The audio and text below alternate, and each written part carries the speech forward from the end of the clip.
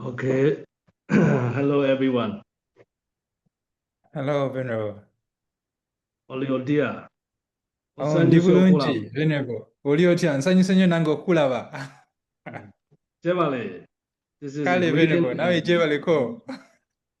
Kalisio. Now, this is a greeting with Ugandan, Luganda. So, good evening, everyone, and good evening to our distinguished speakers. Thank you very much for accepting our invitation to share your valuable experience in this Tawagu Education Forum. I would also like to thank our participants for joining us today. Let me now announce today's agenda. Right? The program will be carried out in the following 5 items. First, we will pay homage to the Buddha by reciting Namo Tassa 3 times. Secondly, the moderator will briefly introduce our speakers. Thirdly, our speakers will share their experience in rotation. Fourthly, we will open the floor for question and answer friendly. Finally, we will conclude the program by reciting Buddha Sasana Chiran Ditadu 3 times. So it is time to pay homage to the Buddha. Namo Tassa Bhagavato Arahato Sama Sambuddhassa. Namo Tassa Bhagavato Arahato Sama Sambuddhassa. Namo Tassa Bhagavato Arahato Sama Sambuddhassa. Okay, thank you for opening. So secondly, the moderator will briefly introduce our speaker. So please let me be moderator today session. So today our speaker name is Mount Ananda. His name is Andrew Mugumazi. He is head of administration in our Uganda Buddhist Center. In our Uganda Buddhist Center, so there are school and also Buddhist medical center and also computer lab everywhere. So he is head of administration. If I need something, so I have to discuss with, I need to do that, I need to do that. He is a very good Kabiya Karaka. Right? So I need to share, I need to share about his education. So his education process, primary school, Ome Sutherland Primary School, secondary school is Namilayango College Missionary. It is a missionary Catholic school, right? Bachelor's degree is BBA Marguerite University Business School. That Marguerite University very famous in Uganda, just like our Rangoon University, Dagon University, Ratanabo University, just like the Marguerite University is very famous in Uganda.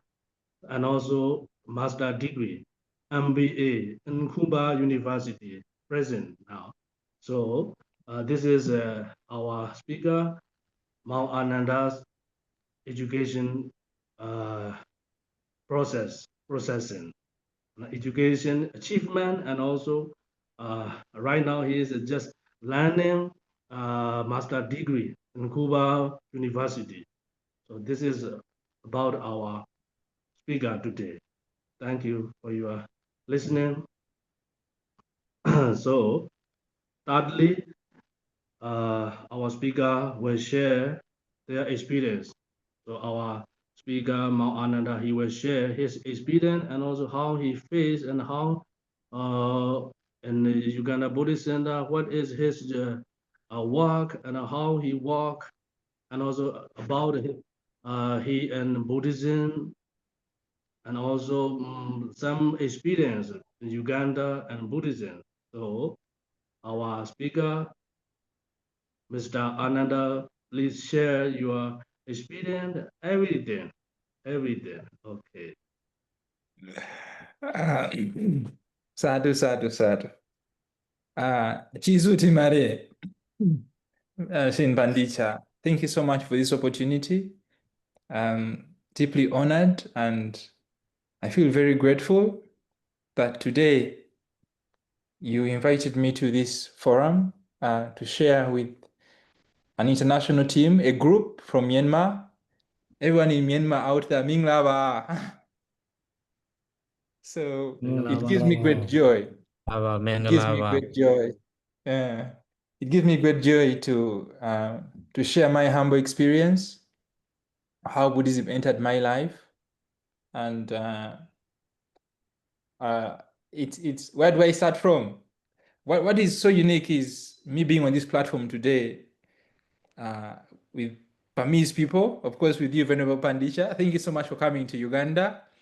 I know it wasn't very easy. I remember you the first time you wrote to Bante Budarakita, and I'm grateful. I'm so grateful that you're finally here. It's almost 1.5 years you're here with us, teaching us the Dharma. For me, it means a lot, and I feel it's just an extension.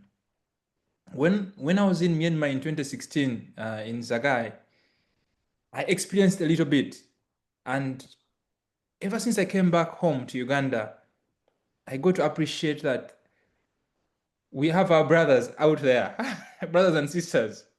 So for me, seeing you, I know you came after Venerable Adisa. So you came, you stay, you intend to stay with us a bit longer also. For me, that's very humbling. I'm really grateful. Anomodana Sadhu, Sadhu, Sadhu. Thank you very much, Venerable. Um, I've had a very humble journey in Buddhism. I growing up in a Catholic family, my grandfather has been one of the knights in Uganda to the Pope in Italy. So we have Very a very famous Pope. strong, yes. Pope. He's recently Yeah, just Pope. passed away at 97 years of age. But I must say, learning Buddhism has helped me appreciate myself better, learn myself better, open up to the world. But I must say, my first introduction. So I want to give you the relationship that I have with the monastery, because our abbot here, Bante Budarakita, is a cousin to my father. Oh. So my father used to bring me to the temple when I was young. So during the holiday, I used to come and help out in a couple of activities. Maybe if we're building, then the temple was very few people, only Bante and a caretaker, Geoffrey, who is passed away. And that was it. So I used to come and help any office work. There was no office. I would help in the office work. I would help in, sometimes I would cook for Bante because we had no kitchen, nothing here. But the temple was there. So Bante was also studying in Sri Lanka. So I used to come and bring my student, my siblings and other students. So we used to come and meditate. We used to have some volunteers, international volunteers who would come. Maybe we had one, I remember he was called John. John, he stayed there for about 6 months. So I used to bring my siblings to come and learn Dhamma. So I used to be part of the class and I would hear what he would teach. But of course, I was so busy occupied with my normal school. And here it is very tight, so you hardly have any time. But my dad used to keep on sending me and sending me. But I remember in 2015, when I finished my bachelor's degree, I got more engaged because I had done business administration. So Bandit told me, Andrew, you come and help me out with some of the accounts work, when we were paying the builders, we were doing then we were constructing a perimeter wall. I'd be the one to do all the payments and record what we've spent. And we also had a program of the women empowerment where Bante wanted to keep our people with skills, because many people would come and ask Bante, please help us, please help us. We'd like to earn a living. So Bante felt by equipping them with skills such as hand skills, making crafts, he felt that is one way he could keep them so they could be able to learn and go and make some money. So he asked me, Andrew, could you please coordinate this? Because he had to go back and study. So I would come maybe 2 weeks, meet the ladies, and after meeting the ladies, I would communicate with Bante. I think then he was in Sri Lanka majorly, Sri Lanka and USA. So he offered me books. He offered me small books. He said, Andrew, you should read these books also. They will help you in your life. So when I started reading the books, I would read the books, and for me it was very touching because all I was reading about is how to be happy. It was about my life, my personal life as an individual. I remember it was October. It was around October, mid-October. Bante sent a message to my father and told him, I would like to take Andrew for a conference in Myanmar. So my father told me, and it so happened the same date that I was supposed to travel to Myanmar was also my graduation. So I had to choose between traveling to Myanmar and my graduation. So I said, no, I'm going to travel. So he told me he had appreciated what I had done at the temple and helping him. He said, I want you to be able to see. I think he wanted me to really see what was out there because I know that he brought me to Myanmar. So, and when I came to Myanmar, of course, I met monks, but the two things that stood out for me, the compassion I noticed, the loving kindness I noticed. I also noticed Myanmar is one of the most generous countries in the world. So I noticed two things. One was as I always walked along the road in Sagai, people would stop. Hey, can I give you a lift? And I'm saying, no, no, no, I'm only walking. They said, no, no, come. I felt at home. Everyone would say, oh, come, and I'm like, no, no, no, I'm going to walk. Whereas they didn't understand. I didn't understand mostly because I was speaking English. I knew just a little bit of Burmese, Minglawa, and that was it. But they would stop me. Where are you going? Are you going? I would say, Sitagusiado. I say, oh, come, let's go. So that was one incident. But another that also struck me so hard was the compassion. Every house had a pot and a cup. And I remember asking, they told me, no, when you're thirsty, you please go and quench your thirst. And I'm like, wow, I'd not seen this here in my country, never seen. So I saw people that were so compassionate, people that there's a lot of metta. For me, that until now, every time I remember, and I have a very strong attachment to Myanmar because it is the place where I think it was my awakening moment. So when I came back, of course, I'd missed my graduation, but it didn't matter to me. It didn't matter to me because what I had experienced was different. I came back and, of course, no, I stayed in Myanmar longer actually because I was supposed to stay there 5 days initially, but my teacher, Bante Bujarakita, was invited by Venerable Dr. Damasami in Shan State, who invited him to go and attend the opening ceremony of his university, Shan State International Buddhist Academy, Buddhist University, yes. It was starting, but Bante had to go to Sri Lanka to study. So he said, I can only send a representative. So when he looked around, he chose me. He said, this one is going to represent you. So it was me. I said, okay, now, I'm in Myanmar. Of course, it was a bit of very hot food, but I was liking the experience. So I had to stay a bit longer. I also went to Shan State. I remember I met the Venerable Dr. Damasami. He welcomed me very well. I might even said, come back and study here. I remember. He said, come back and study here. It was wonderful. I must say, it was a wonderful experience. Meeting the monks there, the people that I met. I got to see a different part of also Myanmar because Shan State has a different landscape. It's like more like our southwest of Uganda, very hilly as well. Very cool weather also. The weather is really good, just like in the southwest here in Uganda. So when I came back, Bande told me, he said, Andrew, you can choose. You can stay at the temple or you can go back to the bank because had started working in the bank. I'd spent about 6 months in the bank. Then I had to choose. And I had, because at the temple it was about 2 people staying, I chose to stay at the temple. It was quite challenging because I had to stay with my thoughts. I had to learn how to meditate. Growing up in the city where, you know, I had all my friends were there, but in the temple it was a little bit outside of Kampala, and you know, lots of challenges. Not so many people. You wake up and you see only 2 people on 2 acres of land, and then monkeys, and so we would spend almost a month. No one comes to the temple. A month, even sometimes 2 months. But Bante, I remember Bante told me, Andrew, he gave me books to read. He said, please always read these books. And every time he would call me to find out, how are you doing? So it was very disturbing because actually he was probably preparing me to learn how to live with myself, to meditate. So he would tell me, please learn how to meditate, read the books. And of course, some visitors would come. That's when I go to meet Madame Momozo.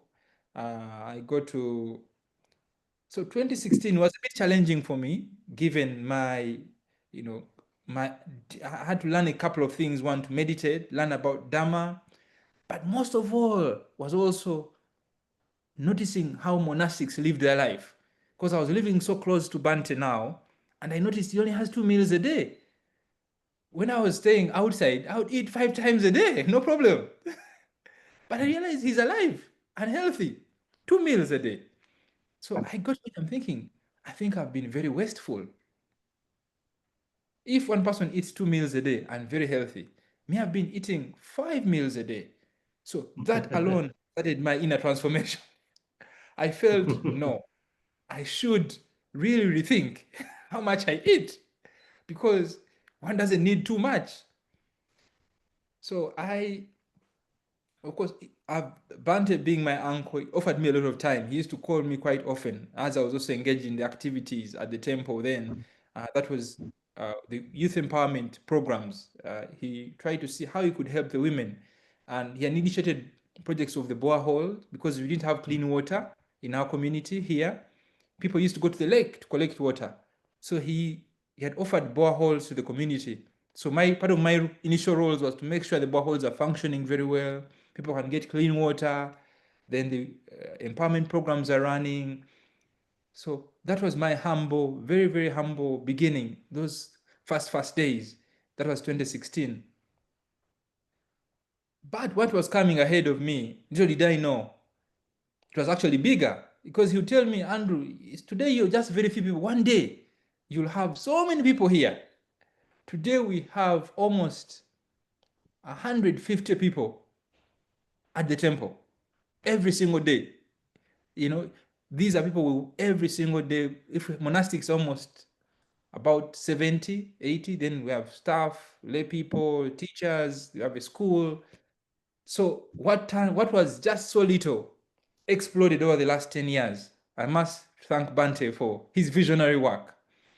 So, but with my education coming from a Catholic foundation, learning Buddhism was not so easy for me, because in our institutions, Buddhism is not taught. People only relate Buddhism to martial arts, Tai Chi. I was only lucky. I had seen Bante in my earlier days. He used to come, and my dad used to invite him at home. So sometimes he'd come and he'd also visit, actually. But also my dad would bring me to the temple. For me, it was slightly different because it was the face I'd seen. But the robes, getting to understand why monks wear robes, it reminded, I remember Bante narrated one time, shared, he said, just like a leaf, it is just green at one point, turns yellow, anicca, things change. So learning the Dharma for me has been a continuous journey. And even whereas growing up in Uganda, in a country where I couldn't learn any Buddhism, the chances were too little, minute. And I can tell you, up to date, many people go through university without learning about Buddhism. So Bante told me, no, I would like to set up a place where people can be able to learn Buddhism. And over the years, I've learned that we need more Buddhism in Uganda. Are people given a chance? I know sometimes it's the time and timing, like my Bante usually shares. It will be very good for people to learn Buddhism. It will make them better people. He says, and he's always encouraged, he said, Andrew, Muslims are welcome here. Christians are welcome. Everyone is welcome. Let them learn and test the Dharma. Sitagu Siado, I remember the most venerable Sitagu Siado visited in 2017, and he said this is like an oasis in the desert. Because the Uganda Buddhist Center is the only temple in Uganda. And it has given root today to all the number of monastics that you might see on the social media platforms. So I feel so lucky, one, that Buddhism, I was able to encounter Buddhism in my life and bring it into my life through the, Bhante Buddharakita. Because had he not, brought Buddhism here, I would have no chance. I don't know what my life would be. But today I feel a much better person. I feel more peaceful. Even in my approach, as I relate with my friends, as I talk, I always try and always reflect, because there is nothing, that calms as much as speaking from a calm mind, pure mind. So over the years, I've had the chance to see how the temple has grown. Of course, the temple was there when I started my official work in 2015. The earlier years when Bhante used to come and construct the temple, go back. But over the last 10 years, starting 2015, I've been directly engaged with the day-to-day operations of the temple. That has included receiving, if it's application of visas for our visitors to come here, I do the application of the visas, purchasing the tickets, making sure we have meals here at the temple. My earlier days, I used to be the kapia. I used to cook for Bhante Buddharakita. So I'll do the cooking, I'll do the driving, because sometimes I'll do the driving. So, because then it was a smaller group. But over the years, we've grown, and mine now, some of the activities I'm directly engaged. I see how the monastics are eating, make sure we have good meals. We have a school, a preschool, primary school, a secondary school. I oversee the operation with the guidance of Bhante Buddharakita and the team that we are working with. We have five members that are part of our administrative team. So we oversee the operation of the schools. We have a medical center. So if the monastics are not feeling well, we make sure we take them there to get treatment. It's a medical center, but our dream is also to build a hospital. I remember Sitaku Siado, when we visited Zakai, he took us some of his hospitals where people can extend this kind of services to the people that need them. So I feel one of the key things growing up as a young child, I always wanted to make a difference in other people's lives. So me meeting Bhante Buddharakita and seeing what he had started then in 2015, when I digested things more clearly, I got to realize his vision aligned with what I wanted with my life, my purpose. So every time I think to myself, whatever energy I put in the monastery, it is going to be able to benefit so many beings. So I've since dedicated my life to see that I can support Bhante's vision, because this way we're reaching out to so many people, transforming their lives. I think we are very lucky and privileged that it is through friends, teachers like Venerable Adisa, Asin Pandisa, also himself, who has come here to Uganda as a missionary to carry on to support us, because alone, I don't know much in Buddhism. I learned from Bhante Buddharakita, I learned from the teachers that come here. I learned most of the books that we have here have come from abroad. So it is friends in Myanmar, Thailand, Sri Lanka, where Bhante studied, and global, USA. But there's also we have a special connection with some Burmese people here. So, and I know several of them internationally now, because they've reached out. Most of them reach out. They send Bhante a message. Then if I can communicate with them, I do communicate with some. I've received some of them here. So my journey is one of 1,000 words, countless words. It's endless. But I feel so lucky that my father My parents gave birth to me and have all factors meeting Bante Buddha. My dad introduced me to Bante, and I was able to feel at home. I must say, I came home. So, and every time I meet fellow Buddhists, I get to share the metta. I feel how if our people would transform, would pick at least a little bit, pick at least something, because I know the Dharma is so broad. But every time I reflect on how can I transform myself, how can I be a better person, how can I change the lives of those of myself, and then that way maybe with those around me. So that's why I put a lot of my energy in making sure our through our vision, we hope through our education, the monastery that we have, primary school, secondary school, and we dream of having a Buddhist university, that through these services, people can really be brought back to the heart. Bante Buddha usually tells me, Andrew, please don't reason people using the mind. Treat people from the heart. Of course, the two combined, but always treat people with the heart. He was saying, always be more compassionate. So this is something we need. I know the world is changing so much.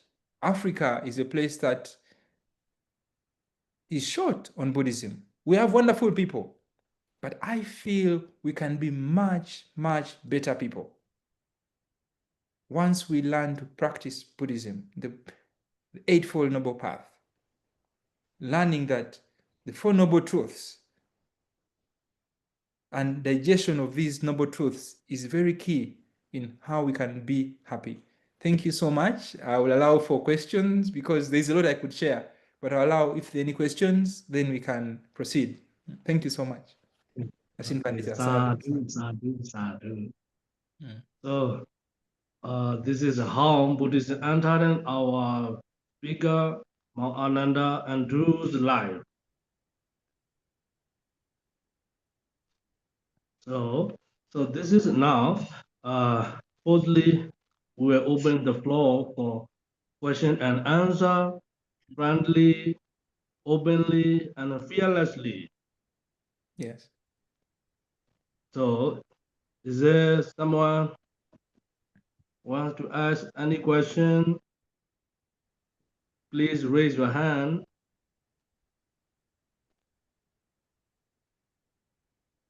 Okay.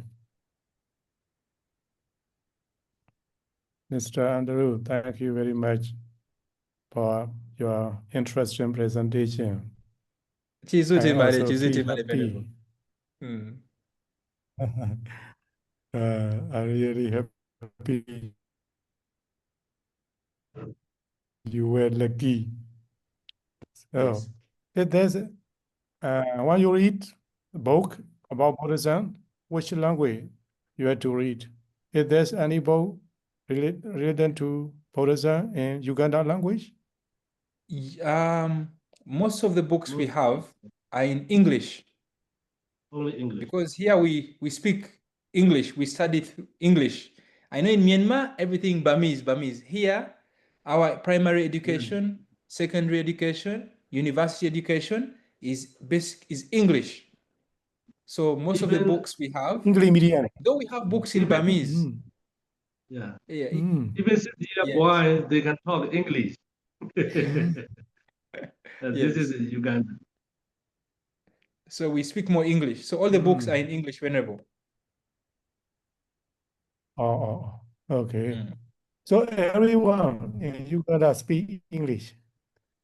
A big portion of our country, Everyone. about, I must say, 70%, 80%, they will speak some English. If not 90%, they will speak some English words. If they're not very good conversant in English, at least 80% will speak some English and you connect.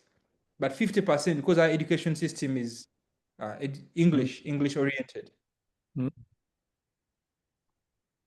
English medium. That's Yes. great. Okay. Thank you. You're Okay, welcome, for Venerable. other participants. Is there anyone? Please, friendly. and openly. Mhm. This is your friend. Yes.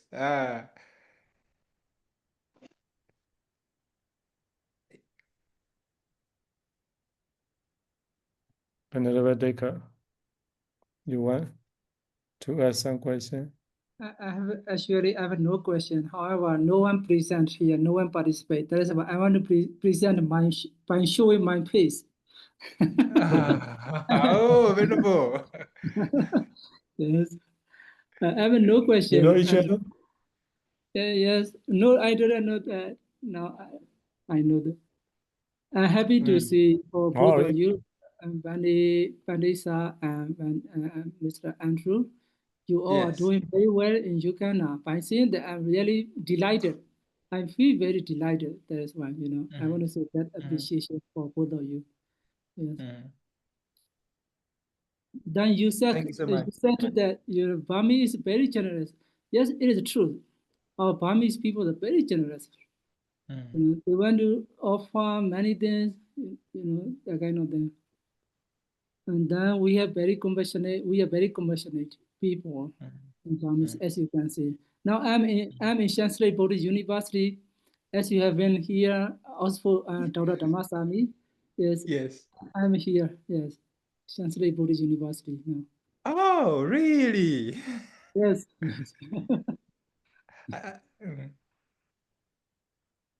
Okay. Tipo. Dhamma Tipo. Ahmad. He raised his hand. So please switch on your mic, please. Oh, Mute. sorry.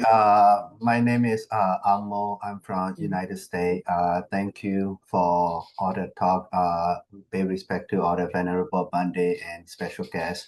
So I'm curious that how many Theravada Buddhist monastery in Uganda? One. Just one? Yes, Thank you, just sir. one. Just one. One and only. One and only. Now, Only Bani Buddha one. Ragida Only and one. Bani Buddha Ragida and Mr. Andrew trying to expand. Oh, I see. I But see. yeah, we need to part of our vision, what Bante envisions is we train over 64 monastics over, so they can go to other African countries. Oh, Okay. very good. Yes, so he's even the name as he gives the names now. I know Venerable Pandicha is aware. Some if Kenya, he said Kenya Rakita. Tanzania, Yeah. Tanzania Rakita. South Africa, South Next Africa time. Rakita. Yeah, yeah. So Oh And my Rwanda Rakita, Congo Rakita. I promised Bani Buddha Ragida and our all African continent. We were sent from just our UBC is just like Pentagon. Yes. So we were expanded. We were sent passenger just like passenger, Buddhist passenger, all over Missionaries. African countries. Yeah, to missionary. Yes. Yeah. But I think also Venerable, maybe what I would like to tell our most venerables and everyone out there is we are also locally, Bante's approach has been you spread Buddhism through a compassion in action. That's why he's shared all his created all his boreholes, supply clean water, set up education, the institutions that we have, the primary school, the secondary school, and with hope of the university. And we've contacted our Ministry of Education, one, to correct the kind of information that is out there, to give them the right information on Buddhism, okay? And to make sure that this information is also taught. So we have a duty because given the little literature, people don't know where to find Buddhist literature. So we have a duty here. One is there's been translations of the few books. Bante has written a few books on Buddhism. So we're translating them in some of the local languages so people can be able to learn Buddhism. He's conducted some TV programs, so where he continues to enlighten people about Buddhism, because what people know, maybe they have the version of more Chinese Buddhism where they say, oh, it is Tai Chi, martial arts, and all this. But actually, Buddhism is more than just the Tai Chi that they watch in the movies. So many people here know Buddhism from the movies.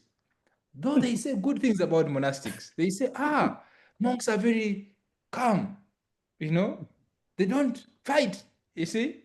So there is that positive side. I remember last year we had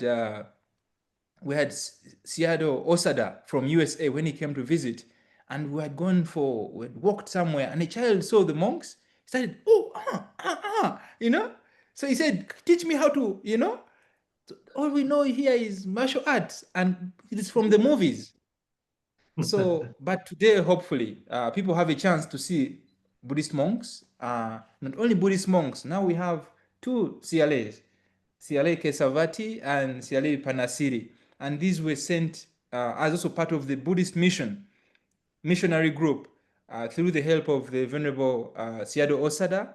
We were able to get two CLAs here in Uganda. So this actually helped us. Over the years, I must say, my early years from 2016 up to 2021, we didn't have so many Buddhist nuns. But over the last 2 years, when we had the two Buddhist nuns coming here, we've had more CLAs. So this has helped, because many times people would say, only Buddhist monks, no nuns?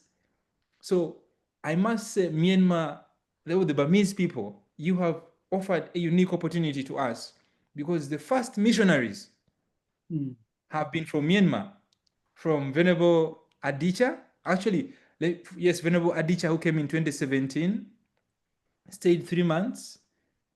Then we had Sitagus Yado. He came here with about 15 monks as well. So Venerable Adicha stayed for about 3 years. Then we've had Venerable Pandicha coming here. So he's here almost 1.5 years. We had the CLAs coming.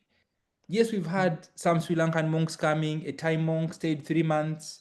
The Sri Lankan monks came in 2016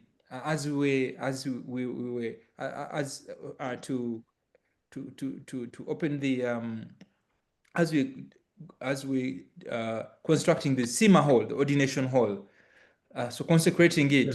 So they didn't stay so long, but we've had more Burmese people staying here longer. So that is a special thanks. Anumodana sadhu, sadhu, sadhu, sadhu.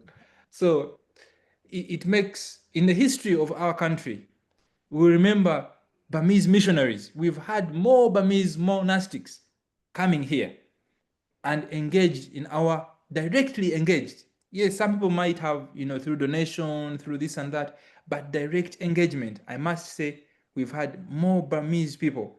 So there's a special connection. Whereas Myanmar is not geographically located, might be far away, but spiritually, we are so close. We are your neighbors here. So close. So close, yeah. Yes. Even, taking 90 hours, Uganda and Myanmar, 90 hour flight time, yes. duration. Oh, yes. 90 hours. Almost 19 hours. Yeah.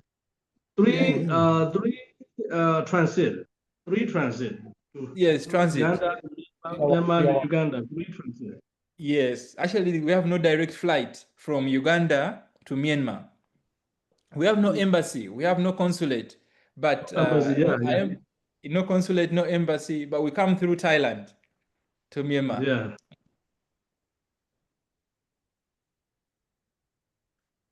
So, is there anyone? Hello, Andrew. I wanted to say something to you that you should ordain. Thank you very much. You are very good speaker. You are speaking very good. Then your idea, your philosophy is very good. Okay, please ordain. Please to encourage. For missionary work, we also need Kokabia. Yeah. We also need Kokabia. Now, please don't encourage him to be novice monk and to ordain, because he is the head of administration. If he is a monk, whatever we need, we don't need to. There is no one to talk. Hey, I need that. Yeah. Now Hey, Andrew, I need a book, pen, please. Someone is sick. Please send everything. He's a Yeah, main kapia. Yeah. yeah. He is the head of administration. Main Kabia Karagana. Sorry, Venerable. Actually, one of the Kusra raise hand. very true. So thank you so much, Venerable. I will do temporary ordination. But one of the key things that has kept me a little bit, I don't say it's a restraint. I've been aware that my role at the temple, because it needs someone who is very it's a growing monastery. We don't have many people assisting us here. So, but yes, one time I'm going to ordain Venerable. Venerable Pandit, I will share the pictures. I'll do temporary ordination, yes. Because I know it will help me with my practice. I have that in my mind. Oh, that's in Shan State. Oh, yes, yes. If he already has a man who would drive the Yes, that man. was in Shan State. Yes. Shan State. This is evident. Sita This is International evident. Buddhist University. But Yes. you know, and I know you visit with some Shan girls, right? That Yes. picture is very explode on Popular. Facebook. Popular, Really? yeah. I've Really, never. you talk with the Chan girls, right? People Yes, are yes. so much. Okay. Wait. Yeah. Wait. Someone want to ask a question? Just Okay. now I saw Pandit raise hand. Please feel free. Hello. Ask a question. Hello. Hello. Oh, Yeah, Yes, yeah. Tiara. Hello, Mr. Andrew. Nice to see you here. Nice to see you too. Yes. Yes, Mr. Andrew. Yeah, I know that you have been learning Buddhism from the monks and from the books of Buddhism. So I believe that you also have a lot of concepts and ideas from the book. Yes. So can you share some concepts or ideas that you like most? Oh, Could you really? please share? Yeah. All right. Yeah, so I think the major concept that I've loved so much is the Eightfold Noble Path. Yeah. The That's Eightfold key. Yes, the Eightfold Noble Path. Right speech, right action, right livelihood, right effort, right mindfulness, right understanding, right concentration, and right thoughts. But the key, I think this is my best, the Brahma Viharas. Metta, Mudita, Upeka, and Karuna. Yes. Yes. For me, this is something I always revolve on for my personal life. Mm-hmm. To transform your life. Yeah. Yes. The Brahma Viharas. Mr. Andrew, thank you very much. Let me ask the second one. Okay. Mudita. So you said you have visited Myanmar, especially Zagai, and you saw Myanmar people. Yes.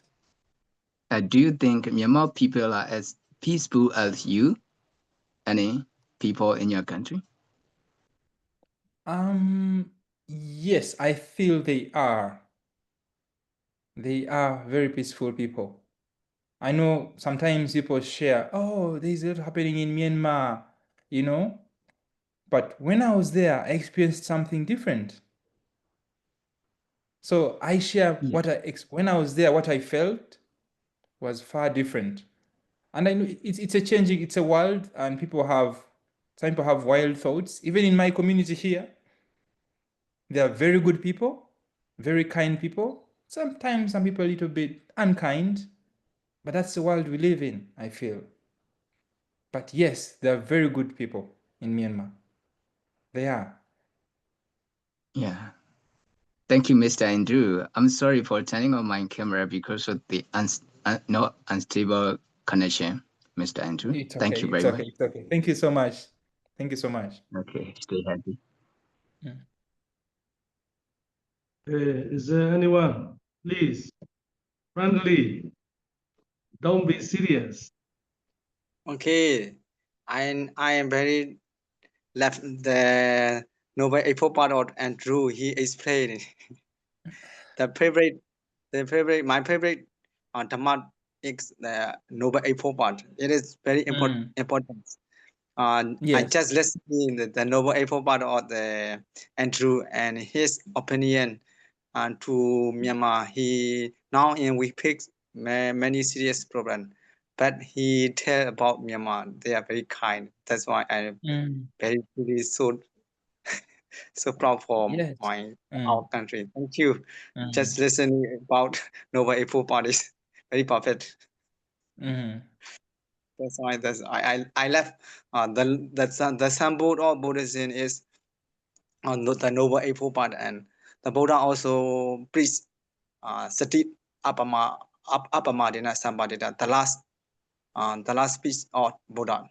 That's why he explained just a little, but very perfect. Thank you, Andrew, for your sharing. Thank you so much. Thank you. We have opportunity meet each other. I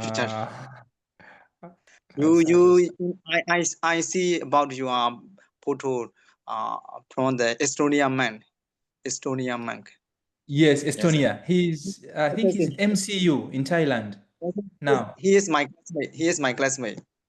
Really? That's Oh, yes, I amazing took for that you. picture. That picture was Yes, taken yes. in Myanmar, in Shanstad. Oh, Yes, oh. Shanstad, yes. Yep. Thank you for your yes. He That's already finished. Shanstad International Buddhist University. I remember very well. I remember Oh, I also enjoyed the dancing. I joined in the Shan State dance. But I was told they speak a different language in Shan. So, but I okay. learned more of, now I don't know which language part I learned because Minglab, I don't know that they greet the same way in Shan State. So I hope I can come back another time. Oh, Venerable Pandicha Yes. invited me to come to Myanmar last year with him. He returned briefly for about a month and he invited me to come. But because of my my engagement at the temple and that he was going to be away, it was not the perfect time to come. But I know one time I'll come back. I'll come one time. Thank you. Because For of me, it's home actually. Yes. I am very familiar with you because of you are my friend or friends. That's why you Yes. the noble apple Your one. friend. My favorite Dhamma talk. Okay. Just a little bit we talk, but very close with each other. Thank you so much. You.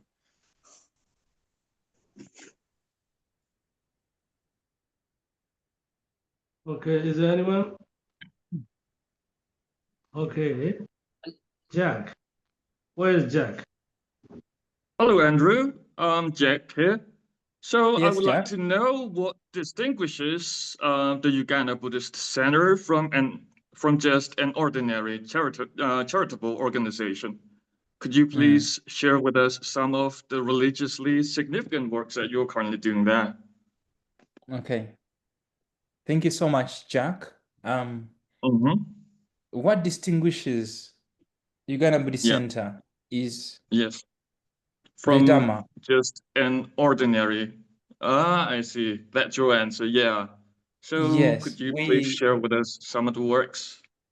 So we have the every day we have the monastic programs that are running here, where we have meditation programs. We have meditation in the morning every day and in the evening. Every morning at 6 a.m. here and 6 p.m. we have meditation at the temple.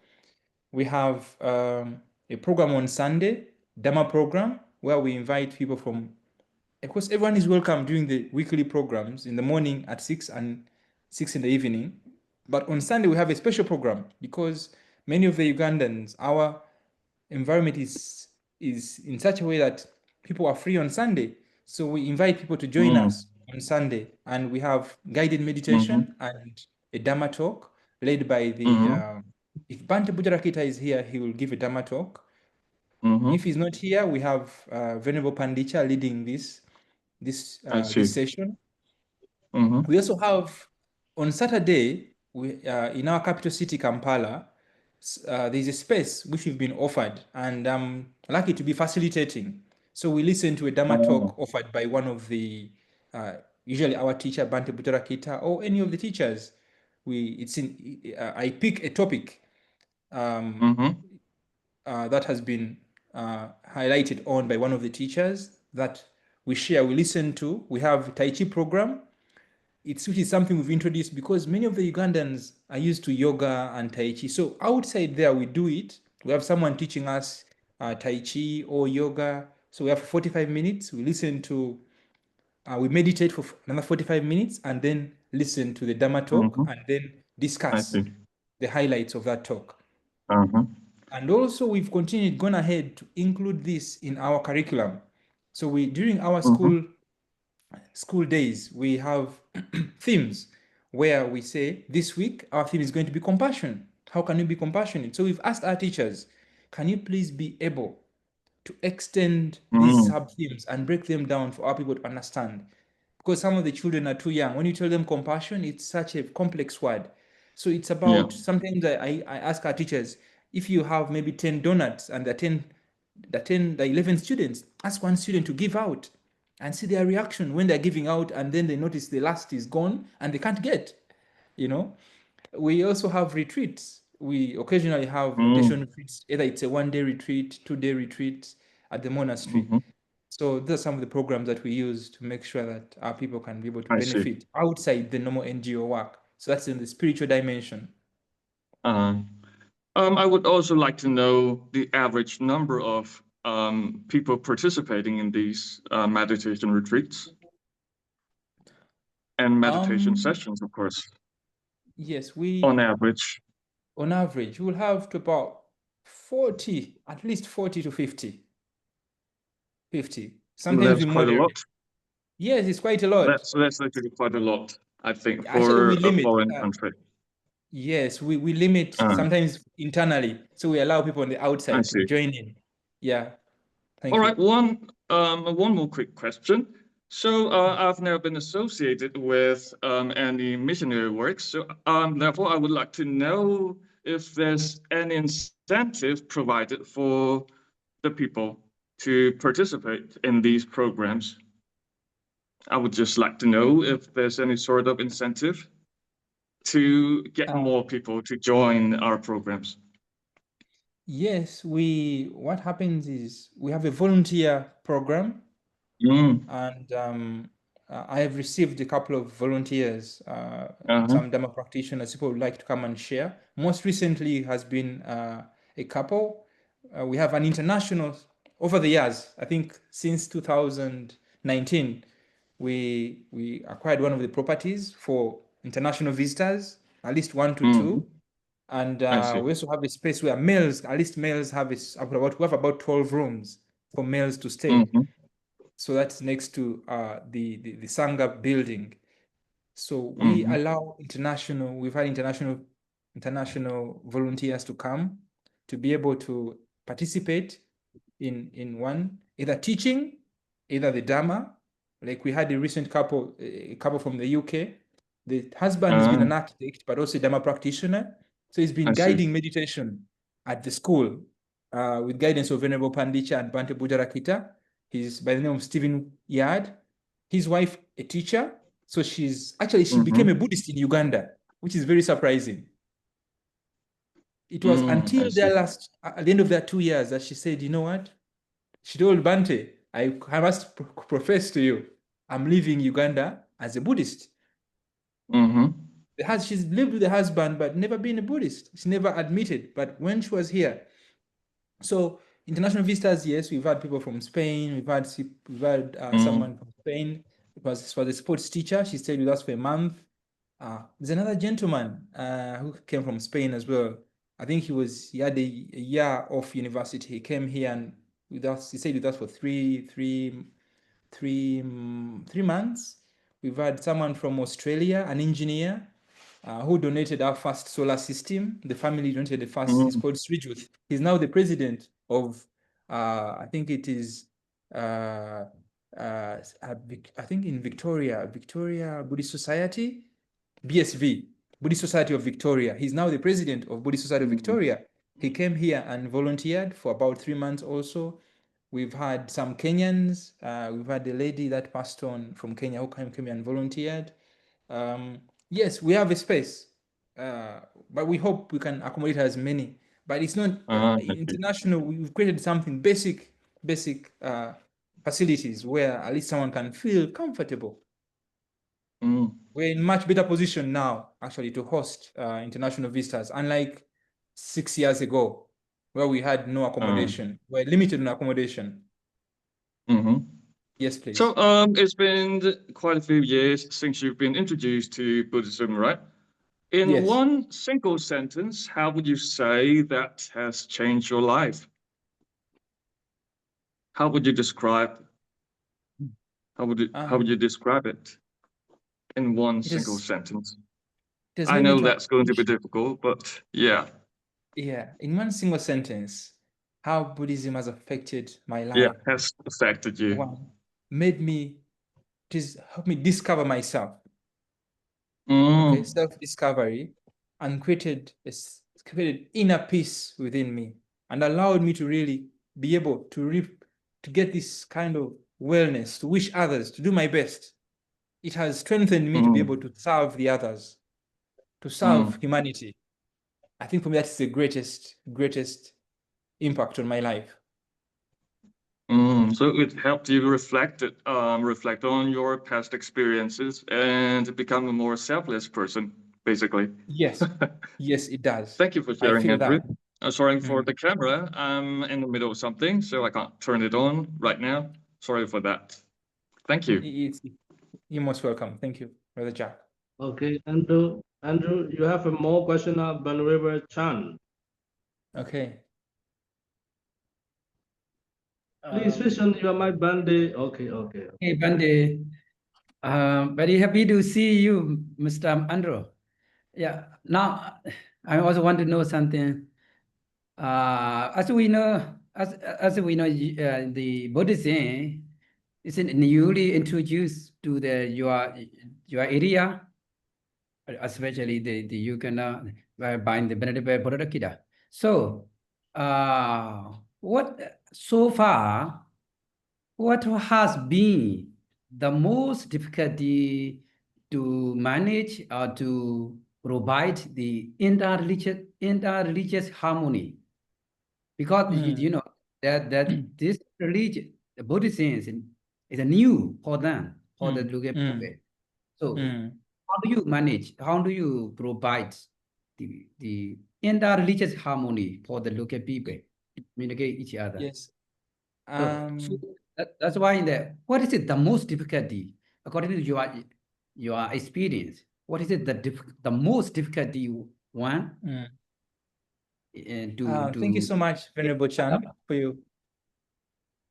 Thank you so much for your question. I must say Uganda is majorly a Christian country, and then Muslim, and several these Orthodox, there's born again, a lot of religions, even our African traditional religions. Then Buddhism is somewhere 0 point something, somewhere down there. Over the years, I don't want to say very challenging, but it's something. Learning Buddhism for me because I come from a Catholic background, and I have my inner interpretation of learning Buddhism. It has allowed me to appreciate other people, regardless. For us, we've had retreats here, and Muslims have come to the temple. We've had Catholic priests. Recently, Venerable Panditya received a very prominent Catholic priest here at the temple he visited here. You see, we've had Venerable Bante Buddha Rakita has conducted a retreat which has been attended by Catholic nuns and Catholic priests. He's taught at one university here in next to our temple. I must say it's something that is going to take time. Yes, sometimes they might misunderstand because they know nothing about Buddhism, and there's nothing much we as the Buddhist community in Uganda can change. But we only hope at some point, because when people come from a point where they don't know anything, then for whatever they're going to say, you probably only listen and observe and then let it be. But we've not received a very harsh treatment, no. We've been gradually been accepted into our community. And as I talk today, Bante Buddha Rakita sits on the Interreligious Council of Uganda. So, and why I can't even look at our local people for not knowing about Buddhism, even some of the religious leaders don't know about Buddhism. So it's hard to believe, but it's true. Sometimes you talk to someone and they say, Buddhist monk, who is that? What do they do? You know? And this is a religious leader. So, and yet from the Buddhist perspective, it's about how do you build knowledge. So we should learn from one another. And Bante usually says, Andrew, learn as much as you can. Because whatever is going to help you for your life is what actually more meaningful. So there's not been much resistance, I must say. It's just misunderstanding. People don't know. And that is the truth. So when people don't know, all you is try and see how can we help them. That's why we're having some of the translations. Because I'm sure 100 years from now, 50 years from now, there will be more people at our temple. There will be more people drawing from the Buddhist teaching and being able to practice this in their lives, whichever they're going to be, whether they're going to be Muslims or no, there will be much better people, because there is a lot. In my personal view, there will be a lot for people to learn. So it will just take them time, and where there is a misunderstanding, that will come and pass at some point, but not much resistance, I must say. It is negligible.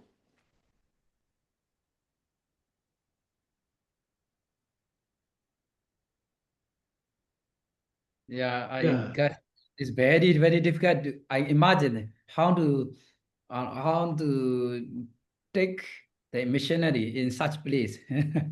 For Yes, me. recently I was moving with the two CLAs. We went to I was going to the market to buy food for the temple. So I remember that day they asked me, Andrew, can we go together? I said, oh yes, we can go together. So you get to see how our local market. So it was two experiences. We met one very rude person and he said, what are you people doing here? No. But as we continued shopping, we met said, wow, Buddhist nuns, please come, pray for me. Can you take a picture? You see? So I think for me, in that experience, I can never forget this, because I got to experience things at the far end. One who was so rude and one who was so welcoming. And it reminded me again of there'll be time of happiness, there'll be time of sorrow, there'll be time of joy, there'll be time of crying, you know. There's pain, there's good health, there's sickness. So that for me is very memorable, because I thought, wow, I've moved with all these nuns here. What experience are they going to have? But that came fast. And I remember they were saying, oh, now, Andrew, you know, the people, but me, I could hear the local language. So you have everything. Some people are very welcoming, others might not be very welcoming because they don't know. Some people will just be so curious, be like, a Buddhist nun? Wow. So what do you do? Can I come and visit? Can I dress like you? They touch their robes. Can I dress like you? So There have been some of the encounters that we've had, even with Bante Bujarakita himself, because sometimes people say, oh, you're Karamajong? Because there's a group in the north of our country that dress similarly, not like monks, but their dress code. So they think he's from that area. Sometimes they think he's a Nigerian, you know? So, but he's Ugandan. So this, I think I've gotten to live with this and know, okay, there's always going to be people misunderstanding, but it's how we react that I think is very important, because the more kindness we throw at people, I'm going to say throwing. So we just throw more kindness, then people will actually appreciate who we really are. And then hopefully they can also be able to pick something from the Dharma, maybe through the lives that we live or the lives of others. Because for me, I've drawn a lot from the many Buddhist people that I've met. It's been some things I don't even express from my heart, but it's how people have treated me. Sometimes I tell my people here, I tell them, please, me, I no longer see people as international or local. All I see is one person, because I've been received so well wherever I've been. At least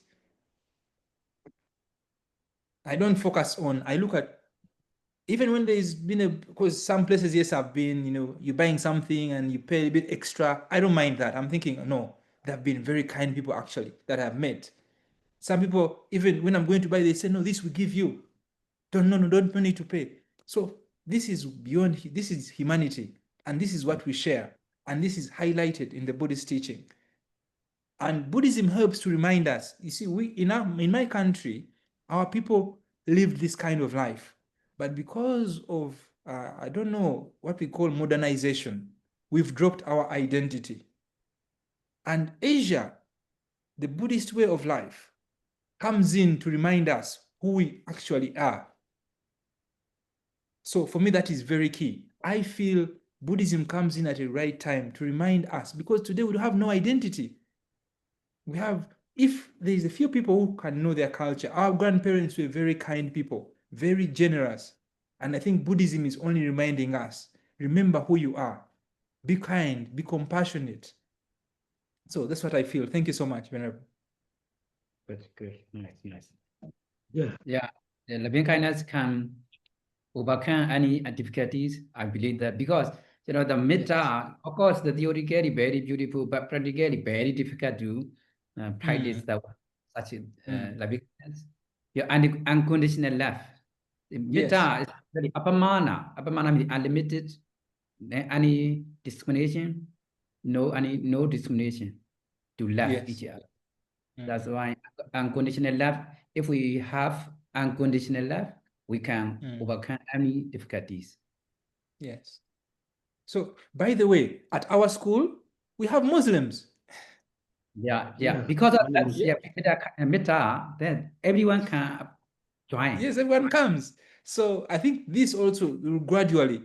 So we've come far away, and I feel also the future is very bright, because we have a diversity, all kinds. Everyone is at our school.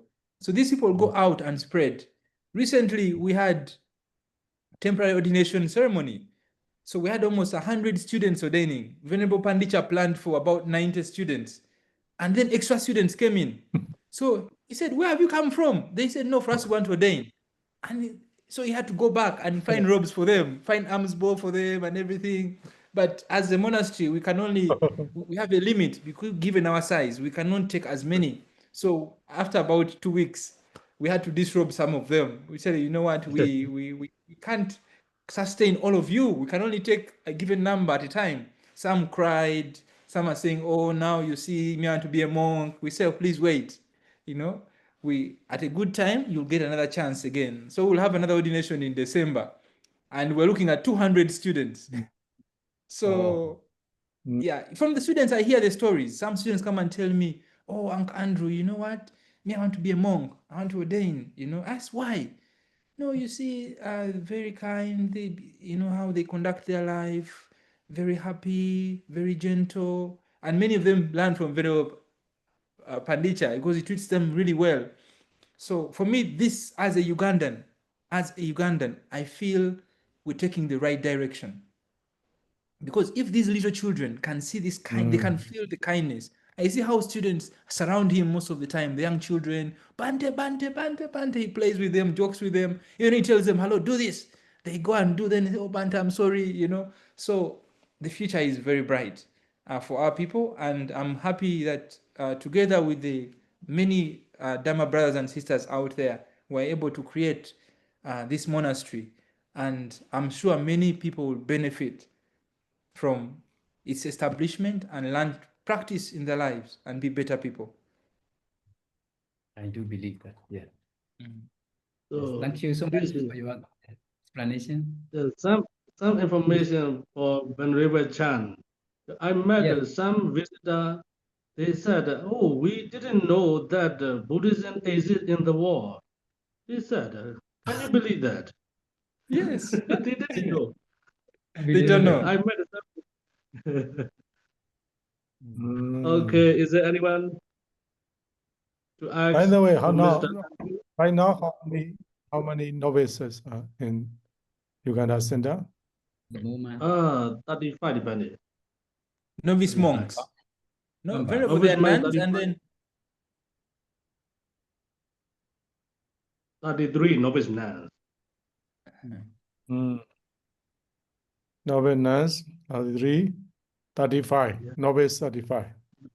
Yeah. Oh, so how long they will stay as a novice?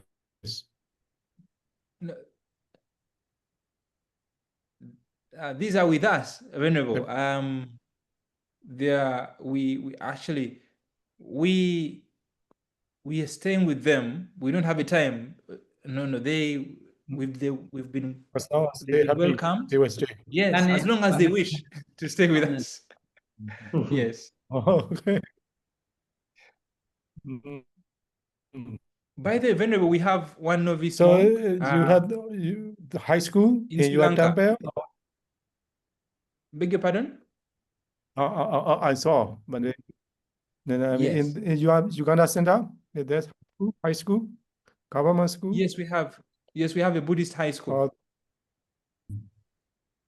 Buddhist high school. Yes. The government It's called recognized. African Buddhist High School. Oh, Then that's primary Bandara. is Buddhist Primary School. So Bande Buddha Rakita established the school. Yes. Yes. Oh, wonderful. Sadhu. Yes. Sadhu. And That is our why- core values, our vision, our theme, our vision is peace for all. For the primary school. Then for the African Buddhist High School, wisdom for all. Wisdom Yes. for That is, okay. that is why I'm Bandit. Please don't encourage him to ordain because he is part of administration, also school. If he Yes, is I agree with you. money- I agree. Yes, yes. Yeah, the missionary work. This work need such the Andrew. Sadhu, Venerable. Sadhu. Okay, is there anyone? Any question?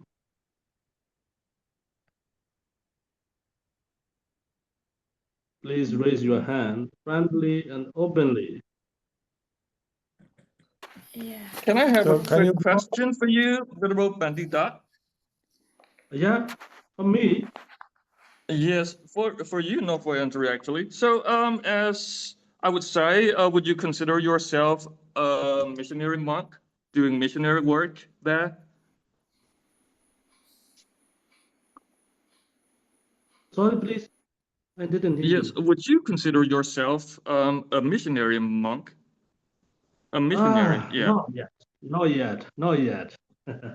Because I cannot name myself as a missionary man because I cannot do my ambition yet because in my mind I have a many ambition just like now I am started learning Luganda, that is to translate Buddhist book into Luganda. This is my final destination. If I can do that, I can name myself I am missionary man, but not now. I cannot name myself All right. missionary. I am just like So yeah, that wasn't my question either. My actual question is, since you're in a foreign country, in I would say a place you're not quite familiar with, should there be the need to make some compromises? Would you be able? Would you be willing to do that? I mean, Theravada Buddhist community tend to be quite strict. So should you encounter some form of, I don't know, obstacle, and if you feel the need to maybe bend the rule a little, would you be willing to make some compromises in that case to keep it going? I mean, it's not going to be easy, right? So yeah, would you be willing to do that? To bend the rules a little as a Buddhist monk? Sorry for the question. no problem, no problem. You mean, am I willing to go another country, right? No. Are you willing to maybe stray away a little from the Vinaya rules and the rules we have here in Myanmar? Would you be willing to do that? Actually, not yet. I want to say not yet. Okay. Now let's go to Andrew. What about you? Do you think it would be right to make some compromises at times? Should there be the need? Should the need arises? Yeah, I thank you so much, Jack, for the question. I'm going to look at it in terms of how Buddhism has, I mean, all the way from India to Sri Lanka to Thailand and wherever it is gone. Yeah. And from my observation, a couple of things that I'll just look at, you know, in Sri Lanka, they do puja. Yeah. You know, before offering meals to the monastery, they emphasize that a lot. And these are a few aspects that have observed from the Sri Lankan community in Uganda vis-a-vis the Burmese and the Thai people and some Nepalese that have come here. And I feel there's been some variations in the practices. So I feel Buddhism in Africa, in Uganda particularly, it might call for a few changes based on the culture. On the culture. So, and the interpretation, because some things might not remain necessarily the same. The key aspect, the heart, the gist is going to be there, but there'll be some modification. So I feel it might call for some adjustment based on the cultures, just like I've seen in some of these countries and how the practice is slightly changed. Thank you.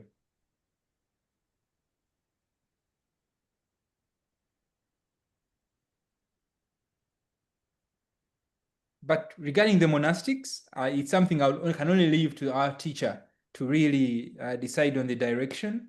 But from my observation, I feel, yes, I might not personally it's something that I feel I'll be comfortable with, to allow for people to give them time to digest. Because even when you tell someone to pronounce the word Buddhist, some people can't pronounce the word Buddhist. They say Buddhist, they say this and that. So it's something I feel, given what I've observed, yes, we personally I'll be open for that. But in the guidance with what Bante Buddharakita envisions for this place, he comes from, I know we come from a very strict community. That's the Theravada tradition. So A is A and Z is Z. A spade is a spade. A spoon is a spoon. So let's see how things will manifest, probably how things will unfold with time. Yeah, I'm really curious to know if you currently have quite a few Theravada monks staying at the center, right? I'm very curious to know if they would be willing to accept. They would also be willing to adapt and accept an entirely new form of Buddhism. resulting from a combination of traditions. That would be quite Yes. interesting, right? Yeah. Oh, I mean, that would be it's one for not a another bad day. Thank thing. you. It's certainly not a bad thing. Yeah. I mean, this unique diversity is a very is regarded. Buddhism's diversity is actually regarded as a very unique feature of the religion. So I don't see it as a bad thing as a Burmese monk. But however, I'm not sure if the monks there, the Theravada monks staying there, putting the work in, would also be willing to accept that. I think that's a risk. Yeah, I leave that to the But one that teachers. you're probably willing to take. Yeah. Yeah, I'll leave that to the teachers. I mean, Yes, I of personally, course. let me tell you, I struggle outside the monastery. One of the hardest things I've faced is finding meals for the monastics. Because in Uganda, lunch starts at 1, at 2, you know? So, and every time I've traveled with the monks here to go and find a meal, I mean, when we're going to Kampala for a meeting, sometimes Bante Bujarakita has to go hungry. No food, completely. Whether it's a meeting and, you know, so, I mean, for me, being a Kapian, observing this, sometimes I feel so sad. And I'm thinking, wow, another day, no meal, you know? So, because we go to a meeting and people there have no idea that it's actually time. Bande schedules a meeting. He says, please, can you come at 10? So we meet for 1 hour. This person comes at 11:30 or 11:45. Sometimes he's invited to major meetings by top officials, and he's forced to stay there the entire day. He goes there early in the morning, and so this is something, because people are not aware of the culture of how, you know, the way of life of the Theravada monks. So for me, as a Kapia, it's very challenging. And, it breaks me sometimes, but what can I do? So I have to make I have to pre-plan most of the time. I have to call. I've highlighted a few places where we can arrange meals for the monastic. Sometimes it has to be a takeaway, you know. So it's not easy, even being a Kapia, because no one ever expects, when you tell people you're having lunch at 11, they're saying, lunch at 11 before midday? Are you okay? Are you sick? You know? So that's what you have to go through with the monastics. So, and I'm very careful who is taking the monastics, because I don't want them to be missing their next meal, you know? So I have to make sure we have prior arrangements, whether it's we're going up country. So I have to pre-plan to see what can they at least have, because you don't eat, there's very little that we have very light breakfast here at our monastery as part of our culture here. We have very light breakfast. So we've made lunch as the major meal for the monastics. So it's not easy even for me. So I can imagine it's even harder for the monastics themselves. But me, and the team that is here, it's something we put in the back of our minds to see how can we take care of our monastics very well. And maybe in the future, things will be much better. Thank you. Well, for someone with an MBA, that shouldn't be that much of a problem. For you, I mean. Thank you so much. Thank you. Yes, it's something I have to arrange now. But the thing is, you know, we work in our society is like I've told you, it's we have to work with it, and maybe pre-planning is the key aspect that helps us survive most of the time. Yeah. Outside the monastery.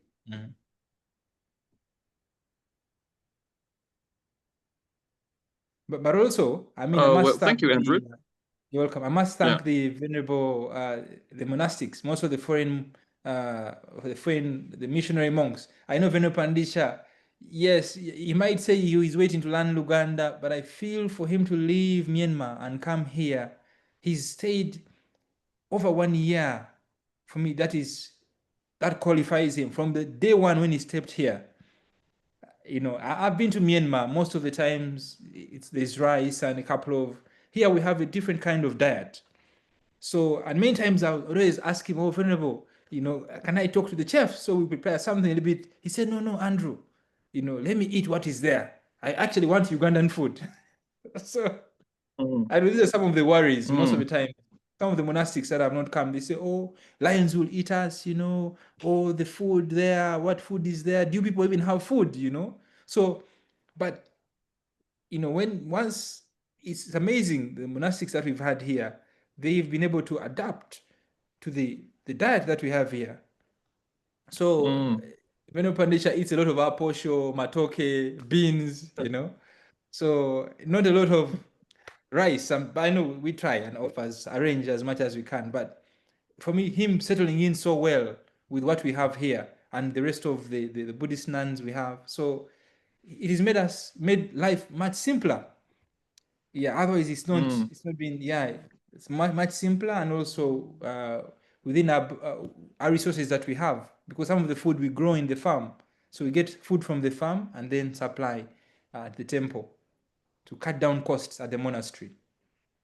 Bante planned this. He planned this. He said we should have a farm, grow our food, so we're self-sustainable.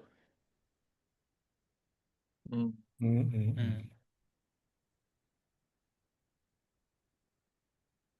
good.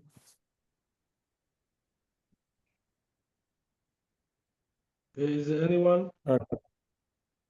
Sally, Thank you. Sally Marubia. Yeah, I saw you raise hand. Very nice to meet you, Mr. Andrew and Ishambanisa. Actually, I have no question, but I like to say my great salute to you all.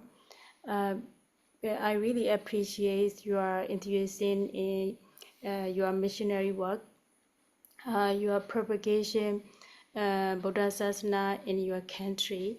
I always watch Siale Gesawati Facebook. He posts the daily activities of monks and novice monks and nuns. And also Siara Paneja also teaching the Pali class. So I really happy to see. And also even though we've not been there, but we can hear and see your great missionary works. Yeah, thank you. Thank you for your appreciation. Yeah, actually, this then I cannot do without our Kabia, Mr. Andrew. I cannot do anything without him. Everything he arranged. Hey, I need to start class. Please arrange. Yeah, he's make ready everything. I'm just a decent. Okay. Yeah, he arranged everything. That's really systemic. Yeah. Thank you. Okay, is there anyone? Please.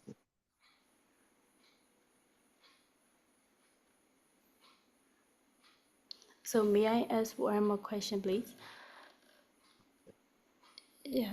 So you just teach them the Pali. How about other subjects related Buddhism? I mean, for the young novice and monk. So What kind thank of you so subject are much. you teaching? Yeah. Thank you so much. We have our normal Ugandan curriculum running. Oh, yes. These are some. I think Mr. Jack asked earlier. Are we going to make a few changes? We've realized we have the Ugandan national curriculum that is followed. If it's primary, there is maths that is taught. Maths. There is science. There is English. Then there is social studies. So what we do there is add some extra sessions of meditation and Dhamma practice. And we encourage our teachers to digest. The task is quite long, is hard, is a tough one, because the teachers also have to understand what we're trying to put across here. For secondary also, we have a very long queue of subjects that are studied, from physics, geography, chemistry, maths again, English again. So all these are taught.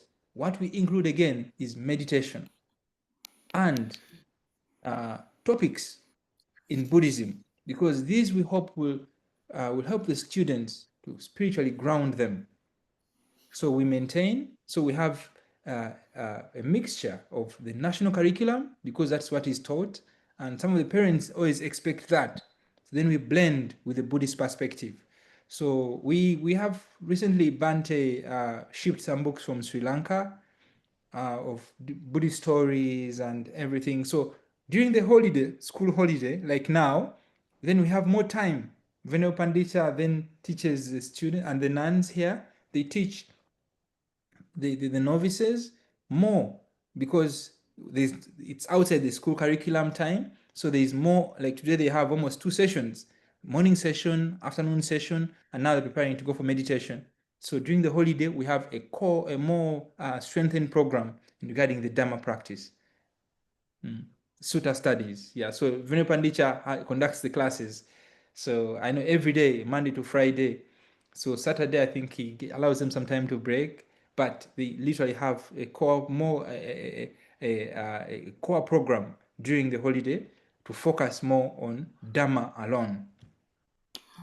Thank you so much. Yeah, thank you. We should also inspire you. Even we call Myanmar is a Theravada country, but we are missing to teach the Buddhism in our school.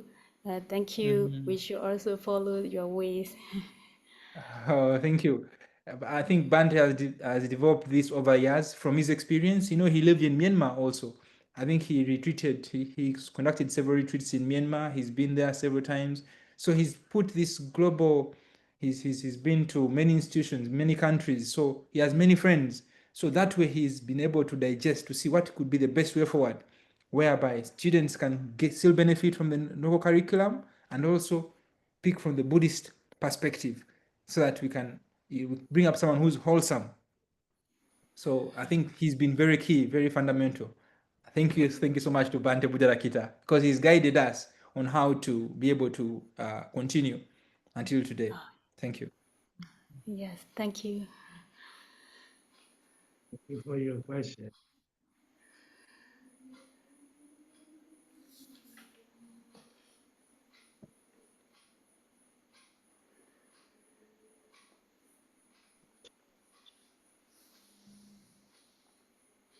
Anyone? Any comment? Raji, Mr. Almo, you would like to comment something? Yes, I am really excited to see there's much Buddhism going on in Uganda. I have seen some photo before, but it just passed through. I believe Sidagu Searoji has been there sometime. I think I have seen video, some photo from there, I guess. But it is really nice to see like Andrew here talking in person about the missionary going on, and then with all the venerable here spreading Dharma over there is very inspiring. So yeah, I'm really inspired by that. Thank you. Thank you. And who would like to comment? Okay.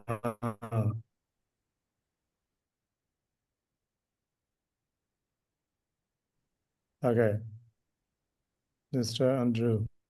Yes, please.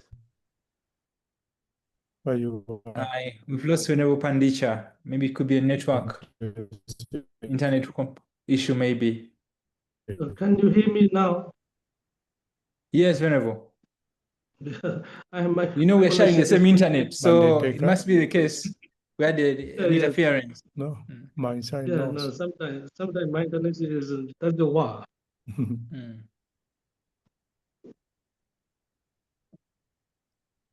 Okay, now is it everyone? Anyone? To ask or comment? Everything. You mentioned something about incorporating a meditation and Dharma teaching into the existing curriculum. So do you have any plan, maybe a beginner-friendly meditation program that you have in mind? Because I'm currently staying at a meditation center here in Myanmar, and I don't think that what we have here would be very suitable for very young children, I would have to say. So do you have anything more beginner-friendly, child-friendly in mind? Yes, thank you so much, Jackson. I know yes, we have a beginner program. So we have students, younger students at different, we have preschool, nursery students. And I know their concentration span is going to be shorter than as they come to primary. So we've categorized the students into different parts. So our teachers package something based on the students. And again, this I learned from Bante in 2017. I think he shared pictures when he was in Australia. He was invited to teach at one of these primary schools, and these are very little children that he was teaching. Yes, the children are quite little, but I think they too, I think it needs to start in their childhood so they learn some of these basics. They can sit down for, I've been to one of their classes actually, and they can keep quiet for a minute or two, breathe in, breathe out. And these sessions have been conducted here. So we've been successful. So I must say, yes, it is worked and it is possible and it is still going on here. Even with the younger students, we just have to package them separately based on their age bracket. Of course. So, Venerable Pandit Jha, would you say that the Dharma teaching offered for children is more close to the meditation retreats here, that we have in Myanmar, or would it be more similar to something called Dharma school?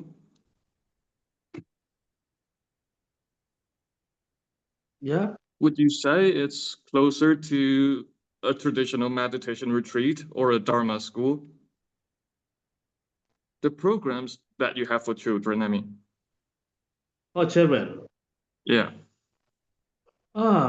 Yes, I have learned about meditation, Mahasi, Mogo, for beginner, right? Just like Mr. Andrew said, yeah, we have a school, primary, even kindergarten student, only 3 minutes, 5 minutes.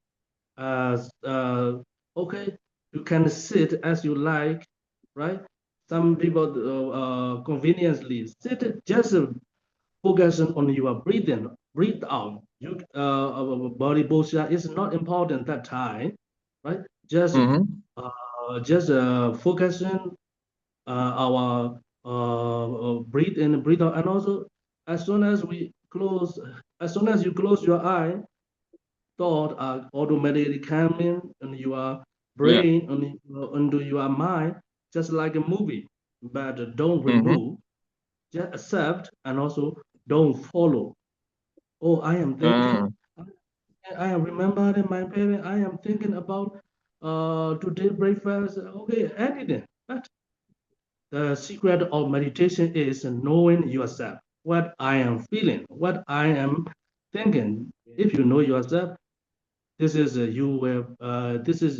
means you pass a beginner meditation test, right? This is a secret, and also this is a test for beginner, knowing yourself. Just like 3 minutes, and also just like walking meditation for 3 minutes, 2 minutes, just like this is for beginner. Totally here, Uganda Buddhist Center is totally beginner. Our novice monk and novice nuns, they are used to meditate because we have twice a day meditation time, and also chanting, and also Sunday 11 kindness is in Burmese, Metta Bhavana in Pali, Metta Bhavana, sharing 11 kindness, right? This is for totally beginner meditation session. We teach here. I see. So it's closer to, I would say, something like a daily mindfulness session. Yeah. I see. Thank you for sharing. Thank you for that. Thank you. Some please don't mind. I have some noise because I'm near. That's fine. That's fine. That's totally fine. And thank you, Andrew. You too. You're welcome. Thank you, Mr. Jack. Okay. Is there everyone?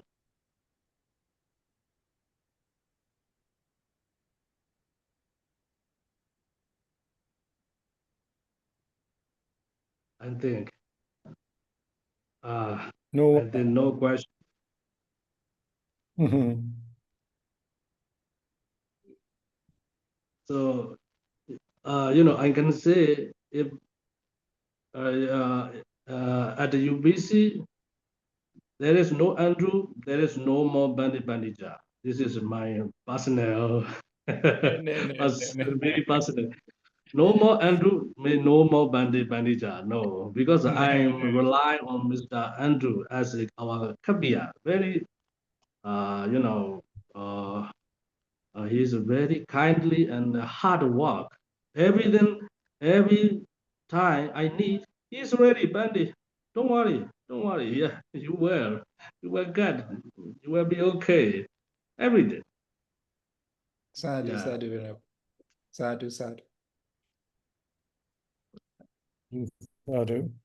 It's Sadhu, me. sadhu. Until you never leave the UBC. Yes, Venerable. You don't leave UBC. No, no, no. So This is my home.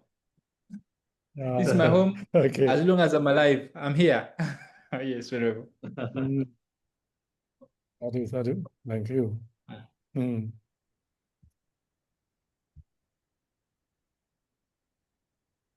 There's someone?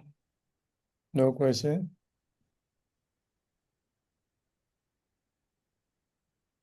Hello? Okay. No question. There is no one to ask question. And the Bandeza? Yeah. Shall we, Okay. I will shall we take continue. this now? Yeah.